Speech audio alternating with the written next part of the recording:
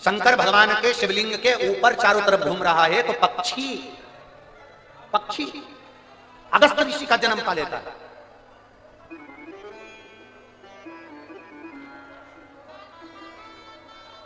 जिस प्रदोष व्रत का हम वर्णन करते हैं, जिस प्रदोष के दिन का आपको बधाई कल हमने दी थी कि प्रदोष की आपको बधाई हो, प्रदोष शाम का जो समय होता है, प्रदोष काल जो होता है, उसका वर्णन जब हम करते हैं, ये प्रदोष की पूजन का विधान किसने बनाया, ये प्रदोष की पूजन का नियम किसने बनाया, ये प्रदोष की संध्या काल का, प्रदोष के समय का पूजन का विधान कौन बनाया, ये प्रदोष के समय पर एक बेलपत्र चढ़ाने का विधान किसने बनाया, प्रदोष के समय पर एक समीपत्र चढ़ने का विधान किसने बनाया, प्रदोष के समय पर अगर मान लो कोई भिखारी से भिखारी व्यक्ति भी है जो ठेला चला रहा है, उसके पास में खाने के लिए कुछ नहीं है, फटे कपड़े पहन रहा है, उसकी जिंदगी में कुछ भी नहीं बचा और कर्जे में लदालूम हो गया, एक चावल का दाना अगर वो प्रदोष के दिन, प्रदोष काल में शाम के समय पर शंकर के शिवलिंग पर चढ़ा देता है, तो 3 या 4 प्रदोष में उसका कर्जा चूकना प्रारंभ हो जाता है। प्रदोष का विधान।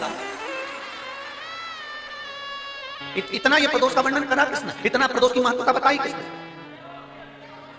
कौन करे इतना वर्णन?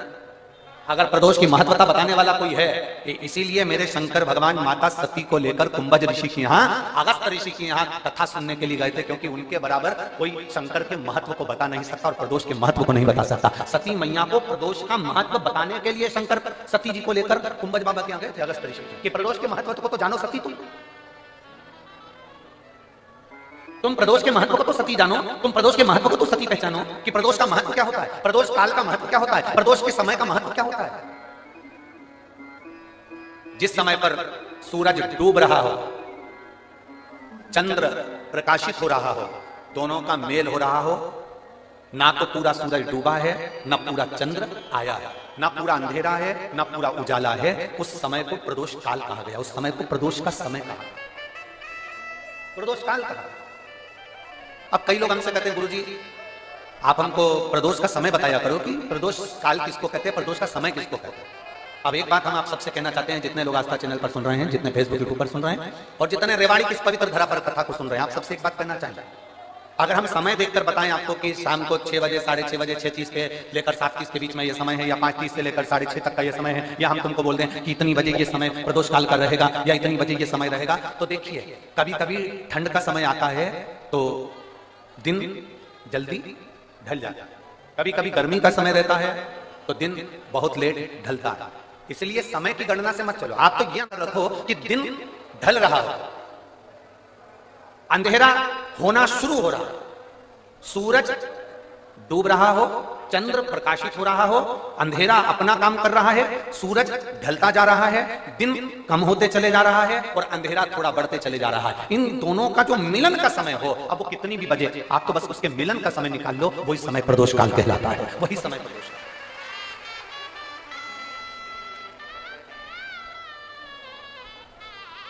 अब प्रदोष काल की पूजन का विधान किसने बनाया, कोई आपसे पूछे तो क्या बताओगे, जम के बोलो जल्दी से, कौन ने बताया था, अगस्त ऋषि।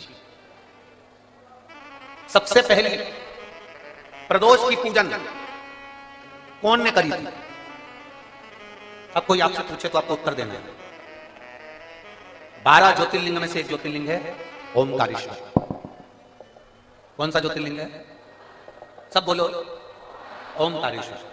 बिंद नामक पर्वत पर वो ज्योतिर्लिंग विराजा। एक बार देवऋषि नारद भ्रमण करते करते बिंद पर्वत पर आ गए। अब नारद जी का तो काम तुम सबको मालूम ही है ना, नारद जी का काम तो मालूम है ना सबको, क्या काम है उनका। दुनिया के लोग कहते हैं नारद जी का काम है चुगली करने का, पर शिव महापुराण की कथा कहती है नारद जी का काम चुगली करने का नहीं है। नारद जी का काम किसी व्यक्ति को अग्नि प्रज्वलित कर कर, किसी व्यक्ति में आग प्रज्वलित कर कर, किसी व्यक्ति के हृदय को जलाकर भगवान की भक्ति को प्रकट करने की सामर्थ्यता देवऋषि नारद।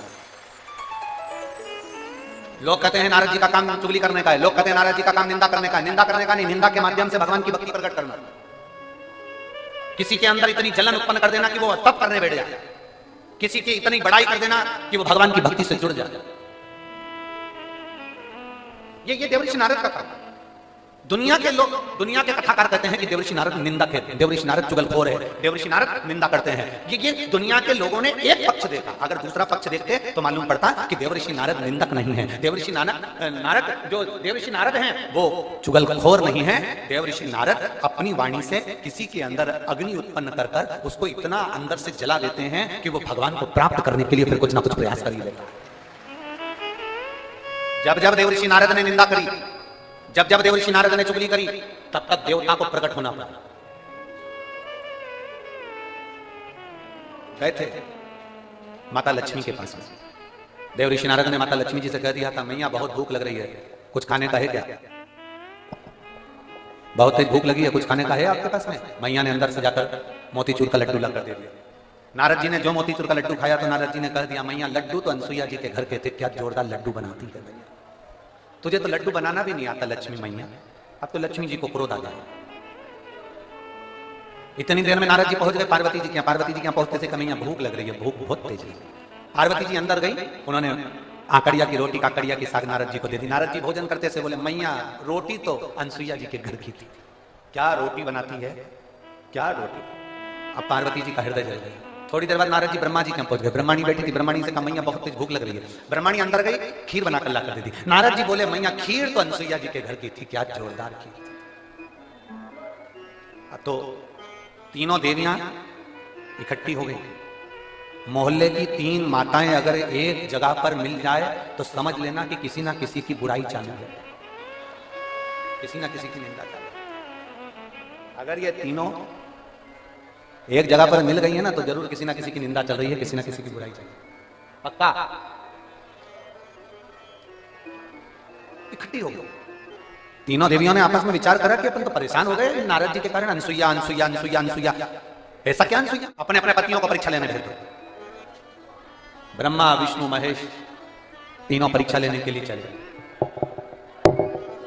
और जैसे ही ब्रह्मा विष्णु महेश परीक्षा लेने के लिए चले, परीक्षा लेने के लिए जैसे ही चल दिया,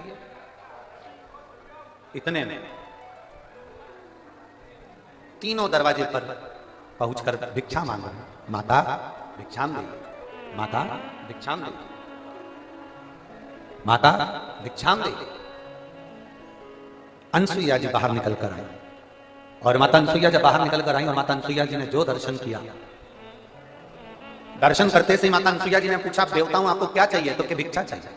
अनसुईया जी अंदर गई, पात्र में थोड़ी सी भिक्षा लेकर आई, अन्न का दान देने लगी। इतने देर में जब अन्न का दान देने लगी तब उसी समय पर अनसुईया जी जब अन्न का दान दे रही थी तब तीनों देवताओं ने खड़े होकर कह दिया, हमको भिक्षा ऐसे नहीं चाहिए,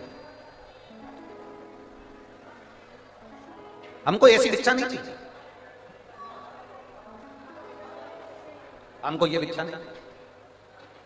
तो तुमको कैसी भिक्षा चाहिए? ब्रह्मा विष्णु महेश ने कहा, क्योंकि इनको देवियों ने कहा था कि जब भिक्षा मांगने जाना तो अनसुईया जी से कहना कि वस्त्र उतार कर भिक्षा देने के लिए, वस्त्र। अब तीनों देवताओं ने कहा, मां भिक्षा तो चाहिए, मां भिक्षा तो चाहिए, पर वस्त्र उतार कर आए, वस्त्र। अनसुईया जी बोली कि देवताओं आप कह रहे हो कि अंदर का स्पीकर बड़ा अंदर है, आप कह रही हो कि भिक्षा चाहिए और भिक्षा चाहिए और वो भी वस्त्र उतार कर चाहिए। अनसुईया जी ने कहा, बाबा ऐसी कोई भिक्षा कोई नारी कभी नहीं दे सकती, ये भिक्षा कभी कोई नारी नहीं देगी। नारी अपने वस्त्र उतार कर कैसे भिक्षा देने आएगी? तीनों ने, जो ऋषि का रूप रखकर आए थे, साधु का रूप रखकर आए थे, उन तीनों ने कहा, मां भिक्षा तो हम ऐसे ही लेते हैं, अगर दोगी तो लेंगे वरना भूखे रह जाएंगे, और अगर हम भूखे रह गए तो उसका दोष तुम्हें लगेगा। अनसुईया जी अंदर गई। नारद जी ने जो तीनों देवियों को अग्नि उत्पन्न करी थी वो अग्नि आप कम कर गई। अनसुईया जी अंदर जाकर जल लाई। अगर मेरा सात्विक तो पक्का है, मैंने अपने पति की सेवा परमेश्वर मानकर करी है, तो ये तीनों की तीनों बच्चे हो जाए। जो जल छोड़ा तीनों की तीनों देवता 1.5 महीने के छोड़ा।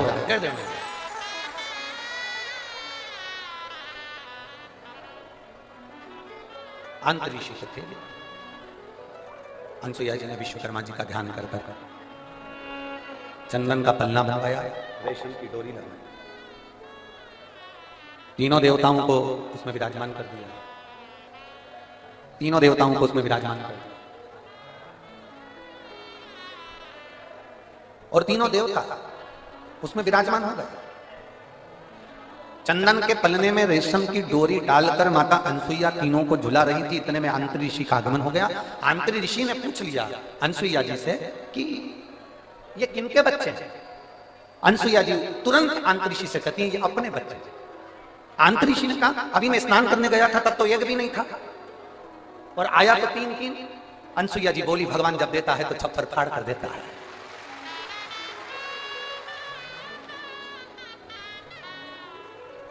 और माता अनसुईया ने डाल दिया पालना, बन करके झूल रहे तीन देवना। झूल रहे। अब नारद जी का काम देखिए। दुनिया के लोग कहते हैं नारद निंदा करते हैं, दुनिया के लोग कहते हैं नारद चुगली करते हैं। अगर नारद नहीं होते तो चंद्र प्रकट नहीं होते, अगर नारद नहीं होते तो दुर्वासा प्रकट नहीं होते, अगर नारद नहीं होते तो दत्तात्रेय भगवान प्रकट होते, अगर नारद नहीं होते। नारद जी चले लक्ष्मी जी के पास में पहुंचे। मैया आज बड़ी बेचैन दिख रही हो। लक्ष्मी जी बोली क्या बताएं, हुआ क्या? अपने पति को भेजा था अनसुईया जी की परीक्षा लेने के लिए, पर पते नहीं है उनके, आज बहुत दिन हो गए दिखे नहीं मेरे। नारद जी बोले वो तो पलने में झूल रहे हैं। लक्ष्मी जी बोली फालतू की बात मत कर, मेरा इतना बड़ा पति कोई पलने में झूलेगा? चल जा से जा। नारद जी वहां से चले तो पार्वती जी के यहाँ पहुंच गए। पार्वती जी बहुत डिप्रेशन में थी, बहुत टेंशन था माता पार्वती जी। भगवान से देवऋषि नारद ने पूछा मां आप बहुत चिंता में दिख रही हो। नारद जी बोले तो पार्वती जी बोली बहुत चिंता है, मेरी सहेलियों के कहने पर मैंने मेरे पति को परीक्षा लेने भेजा था तो अभी तक पते नहीं है, और मेरे पति को तो कोई पकड़ भी नहीं सकता, कोई उनका किडनैप भी नहीं कर सकता क्योंकि उनके गले में बब्बा पड़ा है। किसके बाप में दम है कि मेरे पति को पकड़ ले? दम से मैया पल्ले में झूल रहे हैं। सरस्वती मैया से भी कह दिया पल्ले में झूल रहे हैं। तीनों देवियों ने नारद जी के चरण पकड़ लिए। नारद रुक जा, तो ये बता कि हमारे पति को कैसे लेकर आए? नारद जी ने कहा जैसे तुम्हारे पति मांगने गए थे वैसे तुम भी चली जाओ। तीनों ने ब्राह्मण की पत्नी का रूप लिया। दरवाजे पर अनसुईया जी के पहुंच गई। अनसुईया जी के दरवाजे पर जाकर तीनों देवियों ने आवाज लगाई माता भिक्षाम दे, माता भिक्षाम दे, माता भिक्षाम दे, माता भिक्षाम दे। बार बार आवाज लगाई जा रही है, बार बार आवाज लगाई जा रही है माता भिक्षाम देही, माता भिक्षाम देही, माता भिक्षाम देही।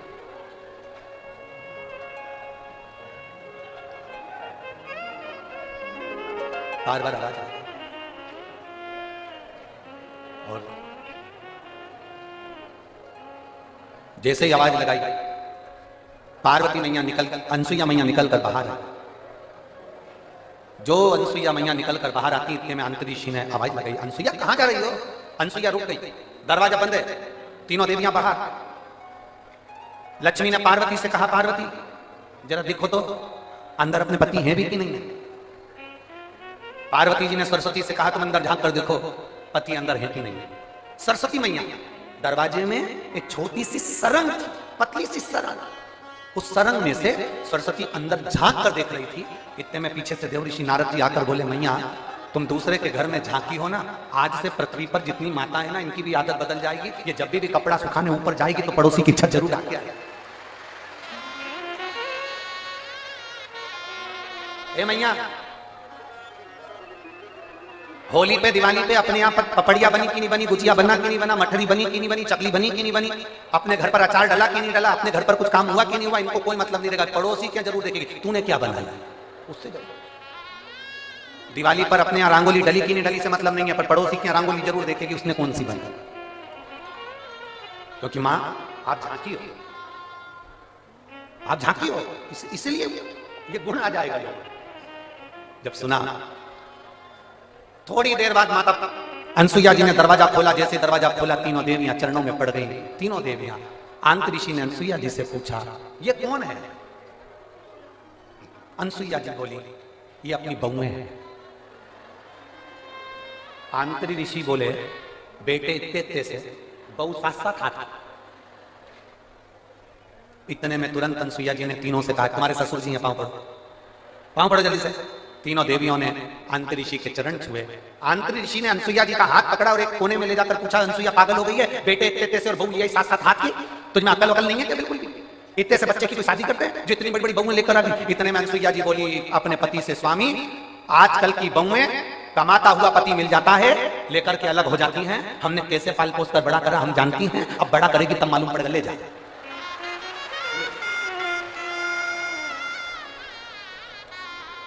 अब तीनों देवियां तीनों देवताओं को देखकर टेंशन में आ गई। लक्ष्मी जी बोली मेरा कौन सा है, और पार्वती जी बोली मेरा कौन सा है, सरस्वती जी की मेरा कौन सा है। तीनों एक एक बच्चे को उठाती हैं, घुमा घुमा के देखती हैं।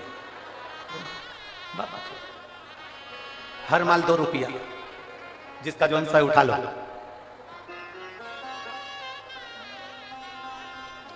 अब उठाएं किसको? लक्ष्मी जी सबसे पहले बोली कि देखो, सबसे पहले मैं विद्वान भी हूं और चतुर भी हूं, और मैं अपने पति को छांट सकती हूं। जो ज्यादा विद्वान होता है, जो ज्यादा चतुर होता है, सब्जी के ठेले पे वही सड़ी हुई भिंडी लेके आता है। काना बैंगन जो ज्यादा समझदारी दिखाता है ना, वही लाता, वही छाट छाट के अलग अलग रखती जाएगी, रखती जाएगी, रखती जाएगी। सब्जी वाला इससे ज्यादा चतुर होता है, उसने कहा रख ले तू, अलग छाट छाट के रख। इसने जैसे अलग छाट के रखा, थैली में भरा, भरने के बाद थैली इधर बाजू में रख दी, और जो सड़ा हुआ था उसकी थैली उसके हाथ में टिका दी।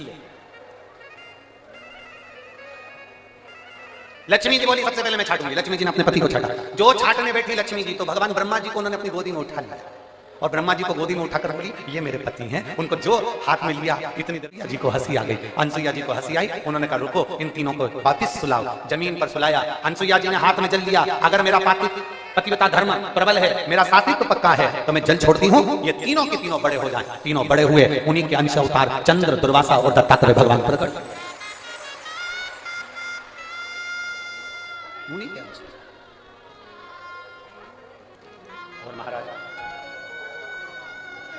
दुनिया के लोग कहते हैं कि देवऋषि नारद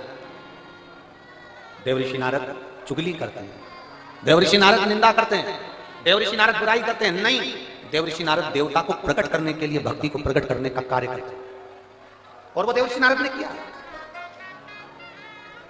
महापुराण की कथा कर रही है।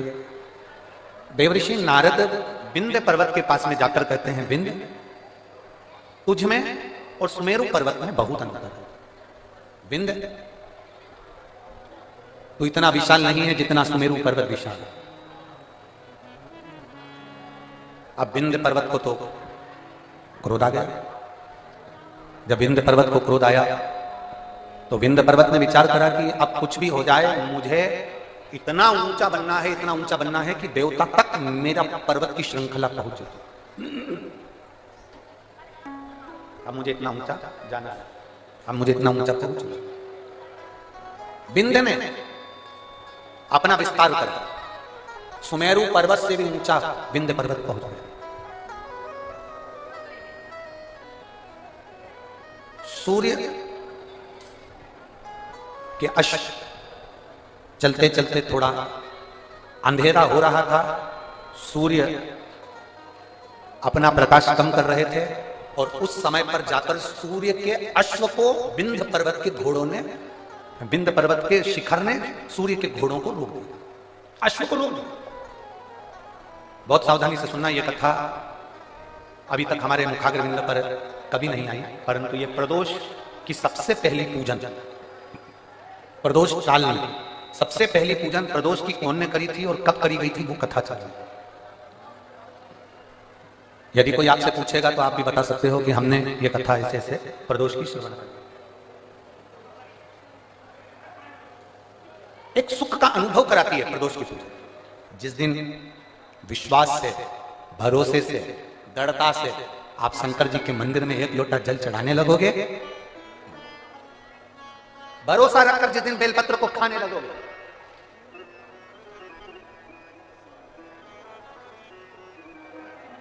जिस दिन बेलपत्र को खाने लगोगे, भरोसा रखकर जिस दिन भगवान शंकर की भक्ति में तुम डूबने लगोगे, उस दिन तुम्हारी जिंदगी की सारी बीमारी, सारा दुख, सारी तकलीफ मेरे काल अधिपति महाकाल राजा की, तुम्हारे जीवन का सारा दुख वो काल अधिपति महाकाल मेरे कुबेर भंडारी, मेरे कुबेरेश्वर महादेव का हो। एक निवेदन हम जरूर करेंगे, कभी मौका लगे, कभी मौका लगे, इस पंडाल में बोलकर जाना बाबा से कि बाबा मुझे ऐसा धन देना कि एक बार मैं भी कुबेरेश्वर धाम सीहोर आ सकूं और तेरे धाम में आकर कथा सुन सकूं। शंकर शंकर की पूजन कर सको, वहां का रुद्राक्ष ले सको कभी कभी। और जरूरी नहीं है कि वहां का रुद्राक्ष केवल बीमारी के लिए काम आता है ना, कभी जिंदगी में कुबेरेश्वर धाम जाना और रुद्राक्ष मांग कर लेकर आना। और हम तो कहेंगे जितने कथा सुनने वाले हैं सारे श्रोताओं से निवेदन करेंगे, लाल धागे में उस रुद्राक्ष को अपने गले में धारण कर कर रखो, जिंदगी हार नहीं होगी, आगे बढ़ते ही जाओ। चाहे महिला हो चाहे पुरुष हो, चाहे महिला हो चाहे पुरुष हो, गले में रुद्राक्ष होना जरूरी है, पहनो। कई लोग कहते हैं हम तुलसी की माला पहनते हैं, रुद्राक्ष पहन सकते हैं, क्यों नहीं? किसने मना करा? कौन सा शास्त्र में लिखा, कौन सी वेद में लिखा, कौन से पुराण में लिखा है कि तुलसी को पहनने वाले रुद्राक्ष नहीं पहन सकते, या रुद्राक्ष को पहनने वाले तुलसी नहीं पहन सकते?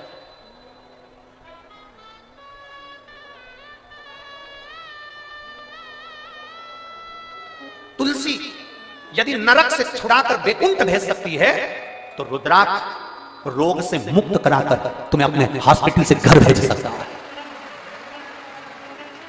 एक रुद्राक्ष, और वो रुद्राक्ष नहीं है, वो मेरा शंभु है, वो मेरा शंकर, मेरा ओघड़ी, मेरा त्रिकालदर्शी, मेरा कैलाशी, मेरा विनाशी। कई लोग कहते गुरुजी अभी आपके यहाँ पर रुद्राक्ष उत्सव हुआ, अभी आपके यहाँ पर 26 तारीख को सुबह 10 बजे महादेव की होली है, आप हमेशा भक्तों को वहां बुलाते रहते हैं। हमारा तो निवेदन है किसी बहाने से आओ, चाहे तुम 26 तारीख को होली खेलने के बहाने आओ, चाहे तुम रुद्राक्ष उत्सव के बहाने आओ, और मेरे बाबा के दरवाजे पर एक बार आकर तो देखो, 3 महीने में झोला खाली नहीं करना पड़ेगा वापिस।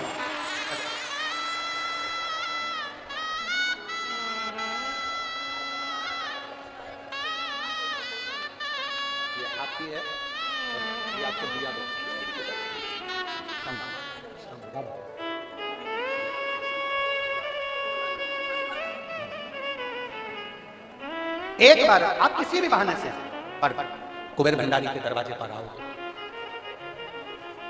अगस्त बाबा तो काशी में निवास कर रहे हैं, देवऋषि नारद ने लगा दिया, विंध्याचल पर्वत ने अपनी आकृति बढ़ाई, सुमेरु से ऊंचा होने के लिए सूर्य नारायण भगवान का रथ रुक गया, दिन ढल रहा था, अंधेरा हो रहा था, उसी समय पर सूर्य के रथ रुक गया। समझ में नहीं आ रहा सूर्य देवता को करूं क्या? वो प्रदोष काल था, वो प्रदोष का समय था, वो प्रदोष की घड़ी थी, वो प्रदोष का पल था, जिस समय पर सूर्य ढल रहा था और रात्रि हो रही थी। दोनों का मिलन होते समय अश्व रुक गए। विंध्य पर्वत ने सूर्य के अश्वों को रोक दिया, आगे नहीं बढ़ पा रहे थे। सूर्य करे क्या? तब सूर्य देवता ने एक बच्चे का रूप रख लिया।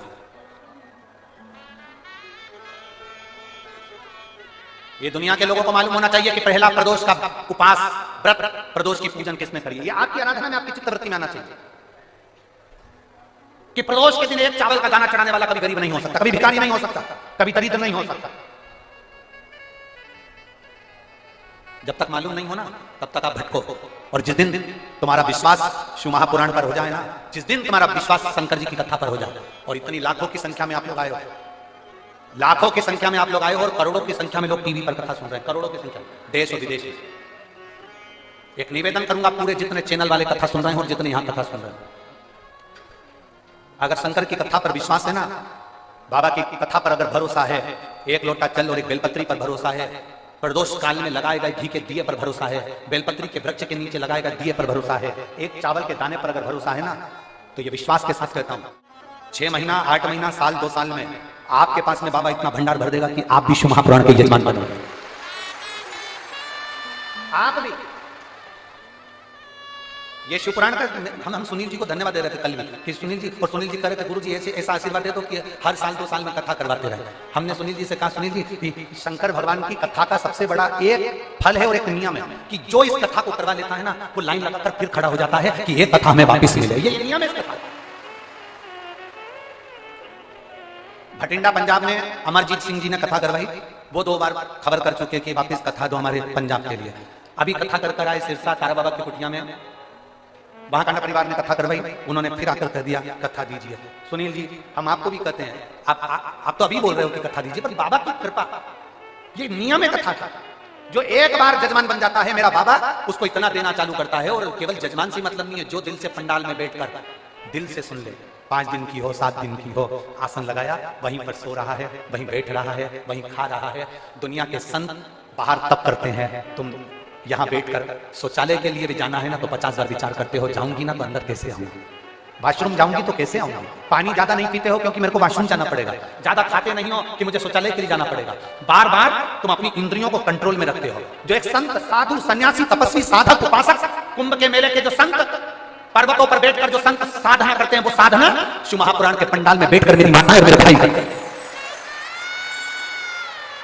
आप इतना भोजन नहीं करते कि आपको बार बार शौचालय के लिए जाना पड़े। आप इतना पानी नहीं पीते कि आपको बार बार वॉशरूम के लिए जाना पड़े। आप अपने शरीर को, अपनी इंद्रियों को केंद्रित कर रखते हो, क्योंकि जाऊंगी ना, इतना बाहर निकल कर जाऊंगी तो वापस आने में टाइम लगेगा, मैं कथा छूट जाएगी, जगह कोई ले जाएगा। अपनी इंद्रियों को कंट्रोल में कर रहा। इतना तो कोई साधु नहीं कर सकता, इतना तो कोई संत नहीं कर सकता, इतना तो कोई सन्यासी नहीं कर सकता।